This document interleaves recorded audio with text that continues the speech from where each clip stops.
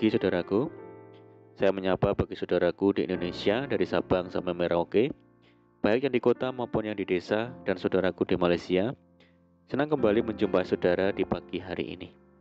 Saya percaya kita tetap berada dalam kasih dan penyertaan Tuhan kita Yesus Kristus. Haleluya. Selamat datang kembali di channel Pokok Anggur bersama saya Yosia Krisbianto. Mari saudaraku, sebelum kita bersama-sama untuk merenungkan firman Tuhan, mari kita berdoa.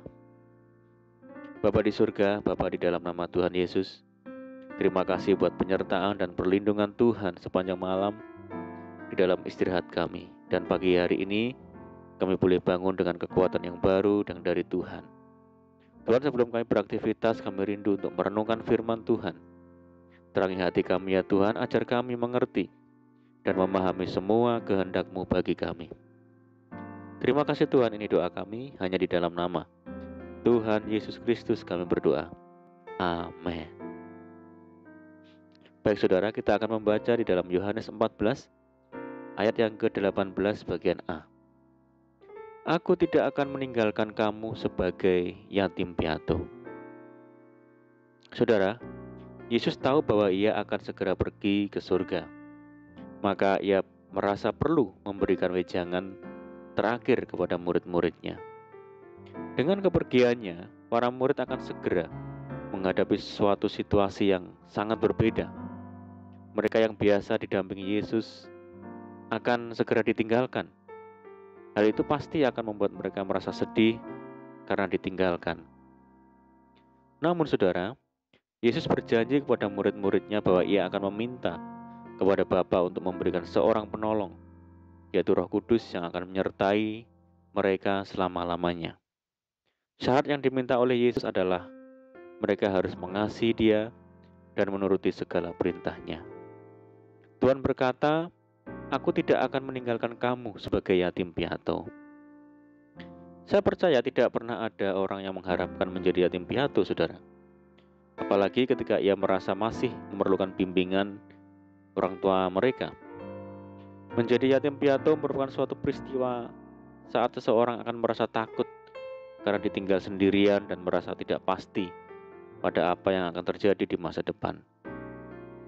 Kita banyak mendengar dan melihat ada banyak anak-anak yang masih kecil ditinggal oleh kedua orang tuanya untuk selama-lamanya. Hal ini meninggalkan kepedihan yang sangat mendalam. Anak-anak yang biasanya diasuh, dididik, dilindungi, dan menerima kasih sayang, seketika harus kehilangan masa kecilnya dan berjuang sendirian untuk bertahan hidup. Hal inilah yang dirasakan para murid-murid Tuhan Yesus saat Tuhan Yesus akan pergi meninggalkan mereka. Saudaraku, ketika kita sedang mengalami pergulatan hidup dan Tuhan seakan-akan Dia membisu, kita merasa seperti yatim piatu yang ditinggalkan. Pergulatan hidup bisa bermacam-macam bentuknya, saudara. Seperti yang tadinya punya pekerjaan, tiba-tiba kehilangan pekerjaan. Dari yang sebelumnya makmur, sekarang menjadi pas-pasan, atau malah berkekurangan. Dari yang tadinya sehat, kemudian menjadi sakit, dan lain sebagainya. Namun Tuhan Yesus telah berjanji bahwa Ia akan memberikan seorang penolong, yaitu Roh Kudus yang akan menuntun kita selalu di dalam hidup ini. Saudaraku, dalam Yohanes 14 ayat yang pertama, Tuhan Yesus memberikan 3 perintah, yaitu jangan gelisah, percaya kepada Allah, dan percaya kepada Tuhan Yesus. Tuhan Yesus menunjukkan bahwa ada Tuhan Allah yang harus kita percayai, dan ada Tuhan Yesus yang mau bersama-sama dengan kita menghadapi tantangan. Hal ini menegaskan bahwa dalam hidup ini, jangan kita menjadi takut, jangan kita merasa sendirian, sebab ada Tuhan yang menjamin kehidupan kita. Dan selain itu ada seorang penolong, yaitu Roh Kudus yang membantu kita dalam kelemahan. Dia yang menghibur kita, Dia yang menjadi pembela kita. Untuk itu saudaraku, jangan kita merasa sendirian lagi. Mungkin saat ini kita merasakan seperti yatim piatu. Jangan kita dikuasai oleh perasaan itu. Tapi mari kita bangkit dan datang mencari Tuhan Yesus. Karena Dia sudah berjanji tidak akan meninggalkan kita. Dan Dia yang mengutus Roh Kudus untuk menolong kita. Sebab itu jangan takut dan gelisah hatimu saudaraku, dan percayalah kepada Tuhan Yesus. Amin, puji Tuhan. Mari kita berdoa. Bapa di surga, Bapa di dalam nama Tuhan Yesus.